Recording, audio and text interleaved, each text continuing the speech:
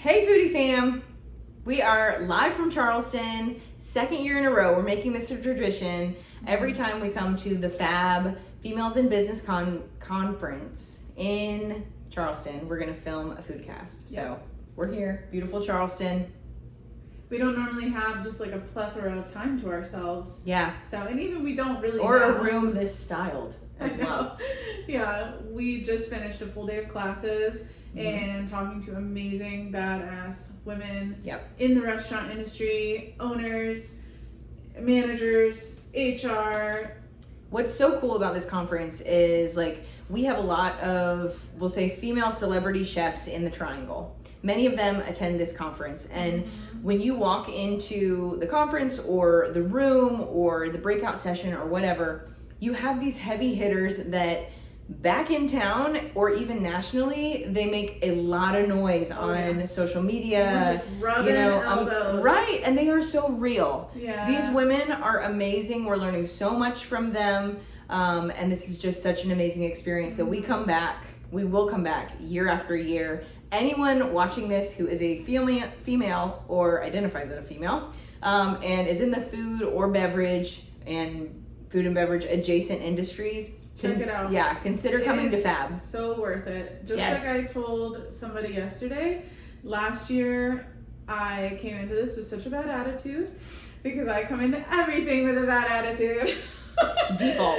Yeah, my default stance is like, because we have to win you over. Bitch face. You know? So I came into it being like, this is gonna suck. And spoiler alert, it did not. It was amazing. We brought so many positive changes back to Sassool. Yeah. And even just our personal lives from this conference. And we told each other last year at the end of the 3 days, we are coming back every year. Yeah. And next year, I think we want to bring a couple of our other managers, female managers within the company, because I think just like as an institution, it's going to benefit us so much. Yeah. So many different levels are being spoken to in these sessions. It's not just owners and operators, it's managers, it's line staff, even line staff, sous chefs, suppliers. Everybody is talked to, and it's really, really wonderful. So amazing job again, FAB. We are looking forward to one more day, Tuesday, of full classes and learning, and we're going to bring back a ton of ideas for Sassool, for Figment Farms,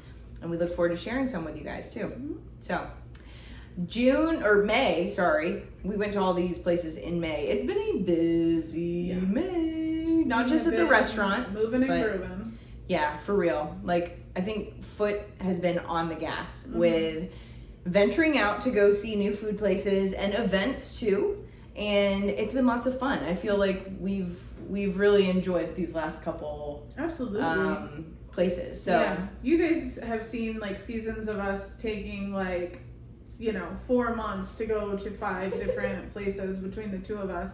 And then we come on here like, oh my God. Yeah. But no, this past month has been really fun. We've done a lot, and we're going to tell you about it right now. Right. So the restaurants / events that we visited this past month, that we're going to feature. The Roots for Reece fundraiser picnic event. Rustic Roots in Bunn, North Carolina. Far out feature. Viceroy in Durham. Yep. SoHot in Raleigh. And Botiwalla, new in Ironworks. And lastly, Quittin Time. It's Quittin Time in Oxford. Lots of fun. Yes. Okay, so first is Roots for Reece. Yes. So Reece, we did not know personally, but he is a guy that was in the restaurant industry and unfortunately ended up passing away. But he has a lot of lifelong friends that every year they have created this organization to benefit other people that were dealing with what he was dealing with. And so every year they have this picnic to raise money, I suppose, and for awareness. The cause, for the cause. This is our first time ever going, so we didn't really know what to expect. We've heard about it, but we've just never attended ourselves. Yep. And we are so glad that we did. Yeah. It was amazing. That was my favorite chef event that I've ever been to, because honestly, it's a tough thing just as a person who has coordinated those events before, it's a tough thing getting together multiple chefs, having everyone be on the same page, having them show up with the same amount On time. of samples, same Yeah. quality, because Yeah. ultimately, like, the people who come and consume the samples or have the experience, they are not thinking about the coordination. They just want a solid experience. And I can tell you, the Roots for Reece fundraiser, Super solid. very solid. Yes. It was so enjoyable. There were so many heavy hitter chefs there. And like Simone says, like, I don't know how they got everybody there with everything they needed, executing really high level dishes. The level of plating. Oh my gosh, yeah. Like, it was really great. I must have, like, the chefs themselves must have been really excited for it, and they just have like a lot of buy-in or something. Yeah. And I don't know, but I assume it's probably the same chefs. Potentially year to year. Probably, like, I know Serge from Bodega, he does it every year. Yep. Bobby McFarland from White Hill. He always does it. Yep. And there was, I don't know, there was tons of other ones. They're all slipping my mind right now. Yeah, but Octoon was there. That's right. Yes. The pastry department from Wake Tech had a booth. Which is cool. There's so many different baked goods. Blake Gottlieb, he is the main He's the guy doing it. So of course he came. He had like some amazing like steak fillet type salad. It was good, really good. Live cooking. So like, be prepared to have your socks knocked off as far as like what you're expecting from the food. The beverages were also amazing, and there is no limit either. Yeah, I mean, you pay the ticket price, which is like in line with other food events. Yeah. But the amount of food that you could consume if you wanted to, was just, because you can keep visiting tables. You can keep getting samples and drinks, like as much as you want, I suppose. Some other components that I loved. There were 3 other parts of this that I really, really loved. So first, everyone gets swag. Yeah, so you get to pick. They had different colors of t-shirts, advertising the Roots for Reece fundraiser. They were from some previous years, some from the current year, but regardless, you got to pick. Like, I picked a tie-dye one that I really loved. There was also a beautiful blue, a green, some neon colors. Like, whatever your flavor is, you get to pick it, which was really cool. And so they can kind of, like, as a fundraiser, they continue having that like advertising out in the community as people wear these awesome shirts. Yeah.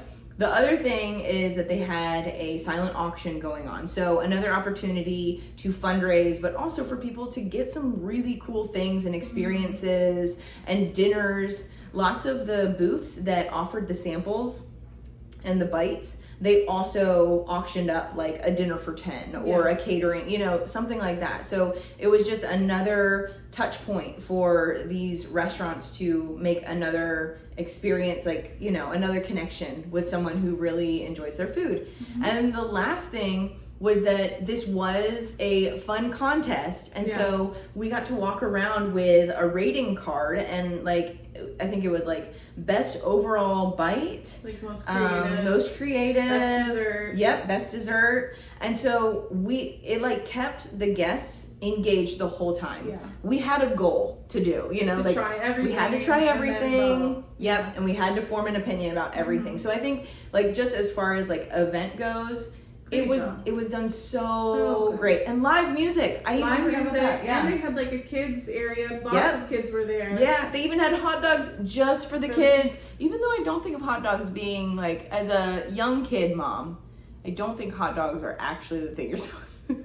I don't know. So many horrible diagrams I've seen with hot dogs, but anyway, besides the point, the thought was there, and I love it. But they had like a coloring station. Yeah. They had like stuff for kids to do. And lots of people were there with their families. And like you said, the live music. There was also like a DJ when the band was taking a break. Yeah. From end to end, they did such a great job. Well executed. Yeah, I can't wait to go back next year. Yeah. I hope everyone who watches this buys a ticket for the next year, because you're gonna have a great time. Great time. Also, it was really cool because I felt like going in as a fundraiser, as a chef event, like, there's a certain like dress code, like, but no, you can just chill in your t-shirt or hoodie and jeans and like just be comfortable. It was about enjoying, raising money for this wonderful cause, and just being a community. So amazing. Great job, Blake. Great job.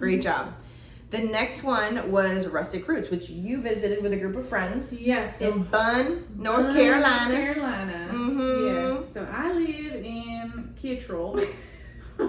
I'm gonna drop the accent. Yeah, that's I live difficult. in Kittrell, which is like middle of nowhere, but it is near Bunn, actually. It's great. So anyway, I had attended a party with a group of friends, and they were talking about this restaurant, Rustic Roots. We had also seen the post from Megan in See Eat and Play. Mm-hmm. She said her husband always wants to go there for his birthday, and I'm like, Perfect. I'm an executor. I'm a planner, and so at the party, I need a different word for that. Yeah. It sounds like I'm a killer. It does. Yeah, but I'm not a killer. I just press the You make go things button. happen. I make things happen. So Yes. we're at the party, and it's like a Friendsgiving or whatever, and they're like all talking about Rustic Roots, and I'm like, well, they're open right now. Let me call. So I made a reservation for 10 people like a month later. And so we went as a group of 10, and it looked like you guys had a great time. We had a great time. It was like their service is awesome. They really like know who they are. They know their mission. Their mission is like to showcase local farmers in a restaurant setting. They build their menu around what's in season. That's cool. And like, you walk in and it's very like rustic feeling, but they have signs on the wall that's like farm to table, and like they are repping themselves really well. The owner is there. They have a lot of employees that are working there that have been there for a really long time. Like, what were some things that you tried? We tried the deviled eggs. We tried it was like cowgirl mac and cheese? Yeah, but they had a funny name. It was like cowgirl crack or something weird. But it was like basically mac and cheese with barbecue on top. Yeah. We tried the fish, and it was like fried fish, right? It wasn't fried. It was grilled, and it was more of a it was like on the rice with pilaf rice or something. and like a pineapple I remember seeing salsa or something. Yeah. And then there was one more deviled thing. eggs. The deviled eggs I mentioned. There was one more appetizer that we tried that I'm just not remembering now. Go watch the video. Yeah. The food was good. Overall, I do have a complaint. And I know we don't just get negative. Lay it on here. easy, girl. Lay it on easy. We don't always make criticisms. And it's not negative. It's just a comment. It's not negative. It's a preference. For me, I don't really like sweet things. I prefer more savory. I mean, like, I love a cake. You give me a cake, I'm expecting it to be sweet, and I'm gonna eat that whole thing and be so happy. Savory cake for her. No. But just like with food, I'm not like at Sassool, we don't add sugar to anything. We showcase the natural flavors. So it's just not a preference for me. At Rustic Roots, they like to keep it sweet. The sweet like their personality. Yes. The alcoholic drink that I got was good, but it was extremely sweet. The deviled eggs, the comment made at the table was that the yolk or the filling or whatever tasted like icing. So it was very sweet. And then like the barbecue on top of the mac and cheese, it was like it's like a sugar barbecue sauce. Maybe it would have helped if they had varying flavor profiles. It was throughout just the menu. overall the theme was they're adding sugar. Yeah. So if you're diabetic, I would not recommend Rustic Roots. However, if you are looking for like a really good Southern cooking. like farm to table experience, go for it. Like they do a really, really great job, and the service is top notch. Just for me as a preference, it was not my preference. Just go with the right expectation. Yeah. Their deviled eggs are going to be sweet. Maybe we'll learn a little bit about Southern cooking. Yes. Yeah. Bring your grandma. Awesome. Bring your Southern grandma. Bring your grandma. She'll love it. That's right. So the next place we're going to talk about is Viceroy. Yes. Which is in Durham. And it looks super vibey, super moody on the inside. Moody. Yeah. It is like, it's elevated, like British pub serving Indian food, but they also have British food. Like it's a very, really great date night, I would say.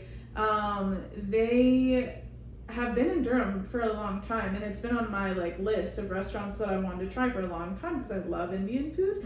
And originally I just thought it was not fusion food. I thought it was just Indian food, but like British pub environment. But no, they actually do a really nice fusion of both cultures. What were some things you tried? Some things that we tried, we got the like samosa chaat. Yum. Which is like anytime I see something like that on the menu, I have to get it. It's a favorite of mine. We got the sausage rolls, which is like a very British dish. And then we got like the chicken, right? It was like the tandoor meat sampler. So I mean, there was shrimp, there was chicken, there was beef, there was lamb, there was like every kind of meat on there. Good old meat meat sampler. And then we got some sort of curry. It was, I don't remember the name, but it was some sort of like, you know, tikka masala adjacent dish, and that was fantastic. Everything was delicious. Service was very well executed. The atmosphere was like left nothing to be desired. It was so good. With it being so fusion, the music, what was that? Was it more Indian? Was it more pub? Do you remember what the music was? I don't. I'm sorry. I don't remember what the music was. It was a little, like, the tables are kind of close to each other. And if you know me in real life, you know that I love to be... I do, but I also, like, love to people watch. And so the fact that we were sitting... Don't go have an important conversation if you're sitting next to me. I'm going to listen. And so I was more involved listening to the people next to me. And their conversation. You said they were having some drama. There was some drama. We went before seeing Hamilton at Deepak, so it is very close to Deepak if you need somewhere to go grab a bite before a show. We made a reservation, but they do have a really nice bar that you can sit at if you don't have a reservation. And honestly, it didn't, like, we went on a Saturday and it didn't seem like every table was full, so you may be able to just walk in. But I highly recommend. It was very cool, and I will be going again before another show at Deepak. After you described it to me, it made me want to try Indian British fusion because I had no idea what the heck that meant. And but the content you took, like, it looked awesome.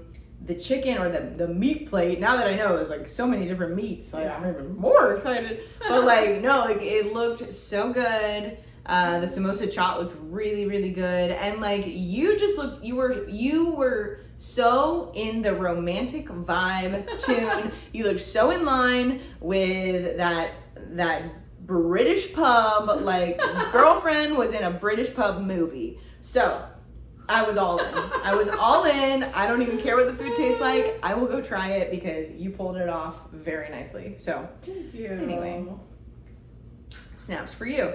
The next place we're going to talk about is called SoHot, Raleigh. And this must be a second location because we've been to the SoHot in Cary next to the H Mart. Yep, we went with our mom. It was like we had obviously celebrated Mother's Day, but this was kind of like a gift experience from one of our younger sisters for our mom to have another meal with her awesome daughters. So we did that. I mean, I think she enjoyed it. I enjoyed it. She did. Yeah. SoHot is, it's really cool. So you have the Korean barbecue element, which you can do all you can eat Korean barbecue. There's also the hot pot, which this was my first time ever having hot pot. I'm not really like a soup person. Like, give me less sauce but you can and soup. Customize it, and you can. Also don't like. Yeah, I mean, no complaints. By saying that, no complaints. I'm just saying I was a newbie. A way to cook the ingredients. So like, there is a boiling pot of broth, and you can order whatever you want, as much as you want to put in the broth. It then sits and cooks, and you pull it out. So you don't necessarily have to have it. Like you're in full control of your broth. Just like a cooking method. Yeah. But I guess what I'm saying is this is a very interactive experience. Yeah. You will be busy the whole time, whether you're cooking on the Korean barbecue grill or you're adding in ingredients. Ordering more. Or they have this cool, tablet where it's an app. select all your stuff. You can go back and select more. Yeah. It's just like a buffet, but they bring it to you. Yeah. They even have small plates that function kind of like They as do. our You can appetizers. order, like, egg rolls or the scallop bites were really good. They have special drinks you can order too. Those are, yes. I think, an additional cost. Right. Our younger sister Cecile, she had like this novelty bottle. It was like a big. It looked like a massive teddy bear. And it had like matcha something. Matcha and strawberry. It was like different colors. It looked fantastic. Although I'm not a matcha person, but like just the presentation looked amazing. She got to take the bottle home. Cool. And in the restaurant, the vibe feels very much like New York City or another like urban, busy city vibe. Lots of neon, lots of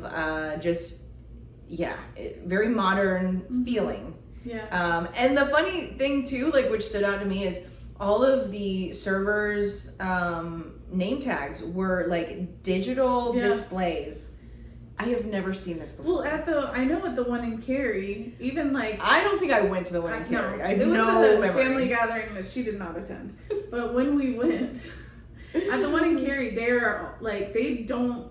So the one that we went to, they have the robot, and they also have like machines. I think it was like a confetti machine, or they are up on whatever the new technology is for restaurants. They have it. Yeah. So I think that carries over to the Raleigh location. The Raleigh location has like everybody has a grill, Korean barbecue, and a hot pot. And Cary, they don't. It's just the hot pot. Yeah.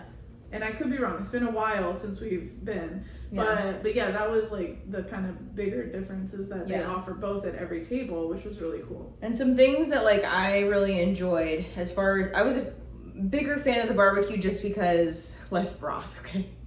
This girl has like not a lot of soup issues. I have soup issues. I'm sorry. If you love soup, I might not want to dine with you. But like there was pork belly that was really good. There was shrimp that was really good. There was chicken bulgogi was even better than just the regular chicken. We tried both. And then there was this cheese. It was like a pizza in a little tin without the crust.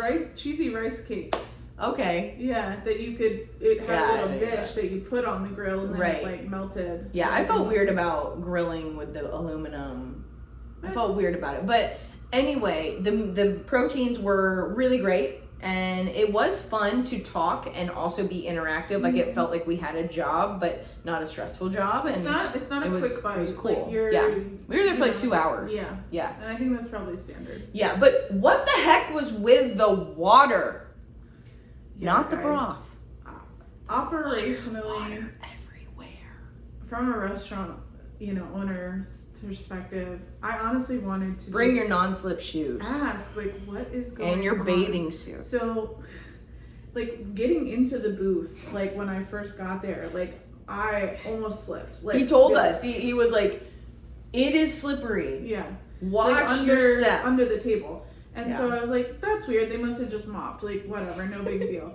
But then I started to notice that. It's there's in front of the fountain machine all over the restaurant.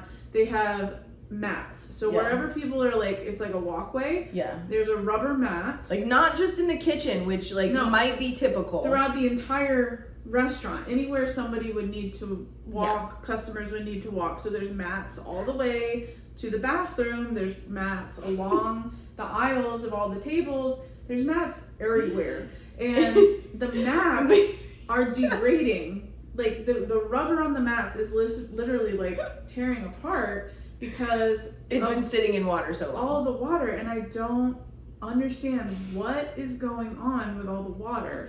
I mean, it's a drought season. We need the water, guys. I would say just put it somewhere else.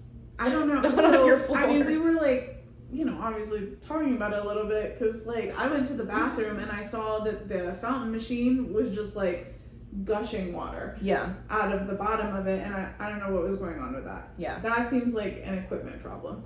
But like I mean, clearly, if these mats are degraded, then the water issue is not like, oh, the fountain machine is broken. Like, it's been happening for or they're just doing like a heavy mopping session. Right. It's like, this is a thing here. I mean, I went to the bathroom and one of the guys from the back handed me a life jacket. No. And I was like, oh, okay, swag? But then I realized, like, he was concerned for my safety. Yeah. Just kidding. There was no something we did talk about is there's like a lot of dishes. So like every time you order something from the kitchen, you know, they are bringing you 1 million plates. Mm-hmm. And so the dishwasher and the barbecue and the hot pot also takes up space. And it's not bigger than a table that it's a normal 4-person table. Right. Yeah, and so and every time they flip a table, they have to wash the grill grate, which has become totally encrusted and like meat. Like it's like, because it's just continuing to burn. Yeah. You know, it's not like you're in a restaurant where you're like scraping where the cook is cleaning as they go. No, it's just like sitting and burning. We don't have any cleaning equipment at the table, so it is totally encrusting. So, I mean, I hope their dishwashers get like $25 an hour or more. Yeah. Because they are washing so many plates. And those... We had plates stacked. Tekken grills have got to be a bear. Like... Yeah. So, like, originally we thought, like, maybe they're just, like, washing so many dishes that, like, the water is just... I think there was a drainage problem. Coming out of the kitchen. Or they just had too much water. They were just like, we don't know what to do with it. We're just gonna... throw it over our shoulder onto the floor where the guests are and see who enjoys. Yeah. I don't know. It was odd, but food was great. The food was great, service was great, experience was great. Just like as restaurant owners, got caught off guard.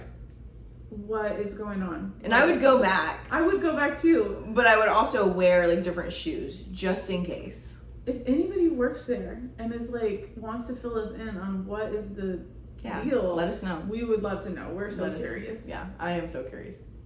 Next up is Botiwalla, highly anticipated opening in Ironworks. This is their third Botiwalla, second Botiwalla location. More, I think it's like their fifth. They have Atlanta, they have DC. But they have 3 chai panis. Okay, which is their not fine dining, but table service concept. There's Atlanta, Asheville, DC, and then they have 5 Botiwallas and about to open a 6th.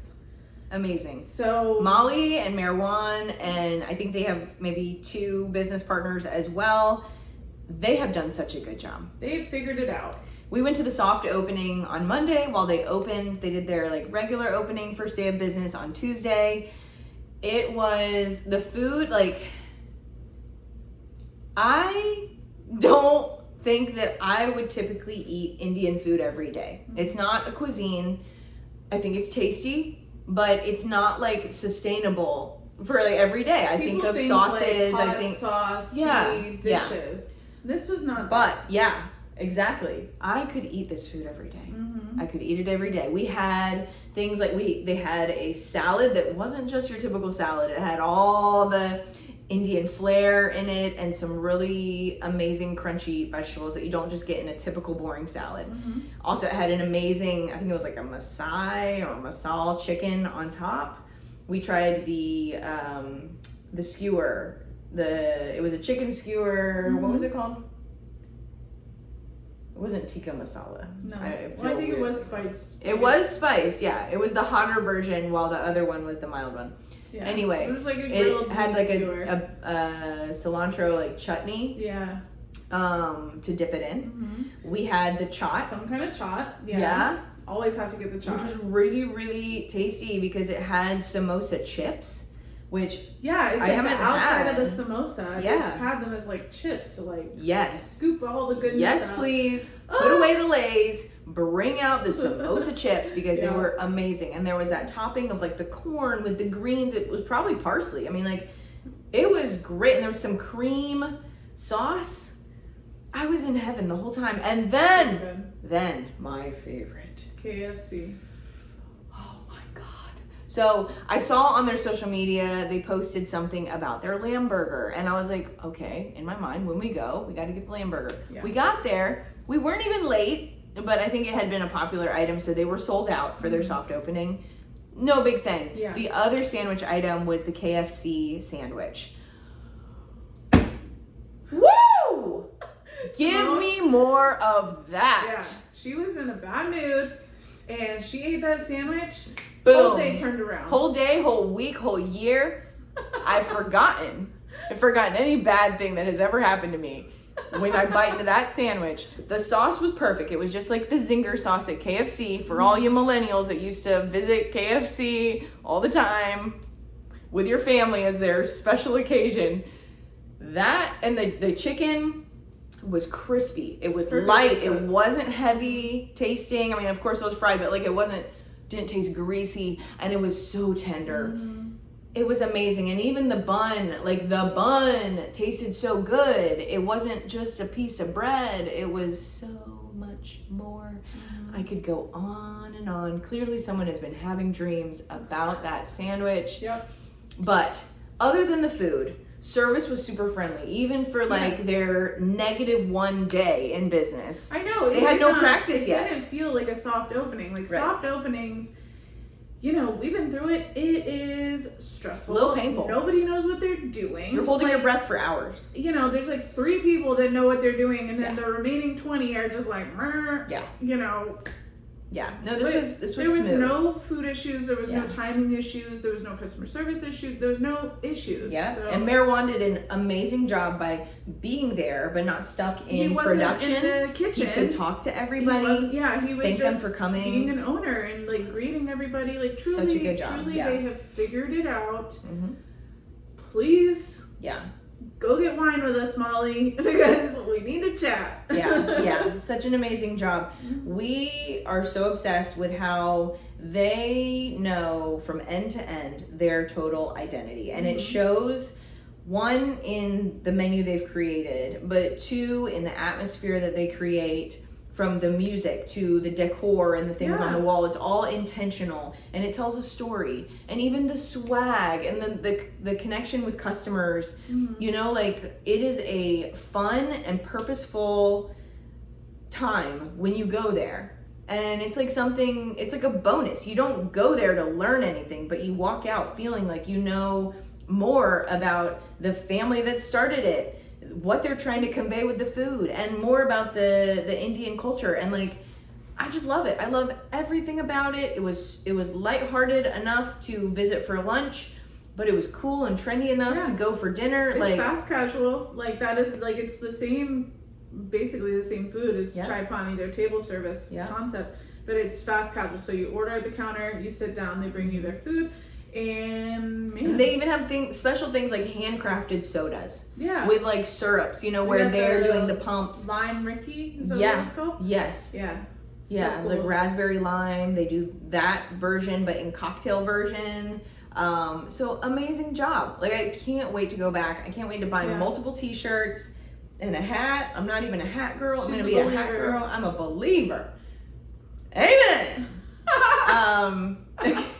So amazing job. Yeah. And they're going to be busy for a while. So if you're going to go, but you know, maybe go like right when they open at 11, or just expect to wait. Yeah, but it's okay. It's worth the wait. It is so worth the wait. And hopefully, you know, they'll get into a more natural rhythm where there's not a line out the door. And but that's not up to them. Such that's a great addition to Raleigh. Else. It's such a great addition to Raleigh. I'm so grateful they're here. Me too. Lastly, this one was fun. It was another kind of event. So Oxford, North Carolina, north of Creedmoor, Stem, Durham, north. Keep on driving. But we found a reason that we are going to go back. It's called Quittin Time. It's Quittin Time, y'all. So I believe this whole Quittin Time thing is something that happens not just in Oxford. It's like a company that coordinates. Like, oh, really? It is, yeah, because it's an app and it features different cities. Huh. Now in North Carolina, I believe Oxford is the only one. So anyway, you'd have to dive in more. You have to put in your zip code and it tells you like where's the closest Quittin Time location. Anyway, we had seen Quittin Time featured on Instagram. Yeah, I want to give a shout out to the lady who was doing it, but I'm forgetting. I'll put her handle somewhere on the screen right here when I remember. But yeah, anyway, it was such a fun community event. So every Thursday from like mid-May until maybe August? End of June. End of June. You better go now. There are participating restaurants, bars, all the things. There's even 14. bookstores. Yeah. That but it's all participate. surrounding food and drinks. Yes. So even at the bookstores, there's a bite to eat or there's a drink to everywhere enjoy. You go, they have like a limited menu that's just for the event. Yeah. Quittin Time. Yep. And so a lower price point. Lower price point, supposed to be like fast. There's like little bites or a little drink or whatever. Some restaurants also order their full menu. Some do not. So it's just based location by location. Yep. Some places have live music. There were several places that had live music. There was one place that had karaoke outside of it, but it's only from 5 p.m. to 8 p.m. Yes. So, and like, I was like, oh, we'll be able to hit all 14. No. We got like 6. Because like, it's busy. Like there's lines out the door. Yeah. If you want to see a small town community show up, this is it. Like, I want Quittin Time to come to Clayton where I live, or Holly Springs where my parents live.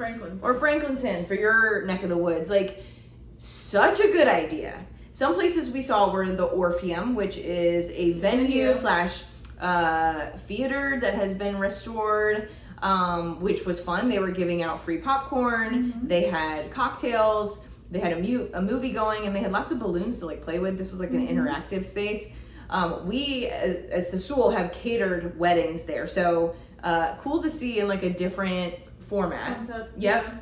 We went to Sanctum, which is a church that has been renovated into a restaurant. Yeah, it's like a cafe. So cool. And they have a ceramics studio in the back. Which is so unspoken. I know. We didn't know until we went to the bathroom, and I was like, what we were the hell discovering. is this? We were snooping. Yeah. Yeah, but it looked really cool. Yeah. And it looked like some place that had definitely been occupied a lot. Like, there was lots of ceramics being made. Yeah.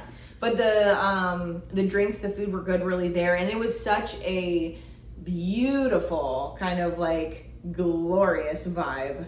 I would love to go back for brunch, which I think is what they're most well known for. I think so. Yeah. And then we went to a place called Agora, which I believe had some Turkish influence, some Greek.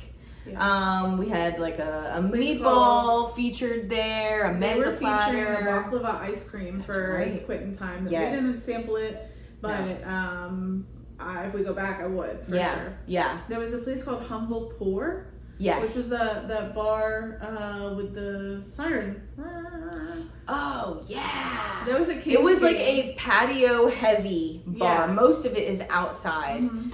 They had a small interior, which also looked excellent, but it was small. Disc golf? Is that what it's called? Yes. That place was hopping. Yeah, that's like where everyone was. But it also had TVs, and like you said, the Canes game was coming on. They had a food truck on the side of their patio, so that was how they were providing food, and that was just such a fun atmosphere. I think I probably could have hung out there for a while, but like we got there last, so like we were there like 7:50 when Quittin Time was quitting. What was the bakery place? Was it Half Baked Harvest? It was golly, I would have known if I'll put it right here once I remember. No, I'm so familiar with this bakery, and I'm losing my mind. But they had like their full menu. They weren't. So apparently they closed at 3 every day. Oh. And so they were just offering the Quittin Time menu. Okay. Yeah. But they were busy. Yeah. Busy. And they were still selling the things that were behind the counter, like the breads, the cookies, and they the had croissants. Like a refrigerator with like pimento cheese and like different stuff. There was more to buy other than the Quittin Time items, but that place was hopping. And it's such a cool atmosphere too. They even had like art, like a mural with like a honeybee and honeycomb on the wall, and like it was really, really cool. So But the coolest place was the first spot, I think, that we went to. And we went spent some time there. Like, I think that's why we didn't get more spots. Because we were like, we walked in thinking it was a bookstore. Yeah. Only. We're like, oh, we'll just drop in, we'll circle the bookstore and leave. Yeah. No. It is a cool bookstore. Yeah. But it also is a bar. They have a small menu. They had, of course, a Quittin Time menu. Yeah. And then in the back, after you pass the really cool bathrooms and the cool like array of wine that they sell, like the bottles of wine that are all special, is like a super moody lounge. And no one was there, so we sat down and we're like, okay, like maybe this is where I have my birthday party or something. It was so cool. It felt like a speakeasy almost. It did. But not hidden. Yeah. It was really cool. Yeah. The name, like, doesn't lend itself to thinking that there's a bar or food there. It just said, like, bookstore. Yeah. And so I'm like, okay, well, it was closest to where we parked. Let's knock it out, like she said. But, yeah, I mean, it was amazing. I love that place. Yeah. I love that Simone place. was like, I want to live in Oxford. Yeah. I was like, you know what? This is my reason to live in Oxford. This is amazing. Yeah. I'll visit here every day and I'll read. And I'll read and read and read. No, but like, I just loved seeing the amount of people that had come out in Oxford. I am very familiar with Oxford actually, but like I only know it as far as like wide open spaces and a lot of farm and cattle areas. I didn't realize it was downtown there. My God, it's great. It is really great. Really cool. It's definitely even if you miss Quittin Time. Yeah. It is go see downtown. Going to see downtown Oxford. Yeah. It is very cool. There's lots to do. There's lots of restaurants. I mean, in 2022, not to cut you off, but like in 2022, I think they were voted best small town in North Carolina. And at the time, I had just been introduced to Oxford, and I was like, I wonder why. I wonder why it's so great. But now I know. Yeah. That's cool. Fine, go see that hidden gem when you have an extra hour to go up the highway. And stay a while. It was amazing. And if you so happen to be in an area where they have another Quittin Time event, let us know. Let us know. We had so much fun. It was so cool. It was so cool. So that rounds out everything we have. Just a reminder, we are currently selling tickets to our Dinner in the Pines experience at Figment Farms. We're about 40% sold out of all the events, guys. So please do not wait. Go ahead, book your ticket for you and your significant other or your girls' night or groups. We have several groups coming to celebrate birthdays and things like that. This is such an enjoyable evening. We have some fun and new parts to our experience happening this fall. Just a little bit. It's going to be great. All for the better. You guys are going to enjoy it. So go on to Sassool.com. That's where we're actually selling tickets this time, not Eventbrite. And we can't wait to go try some more restaurants and give you a little bit of our feedback. And we'll see you on here next time. Bye.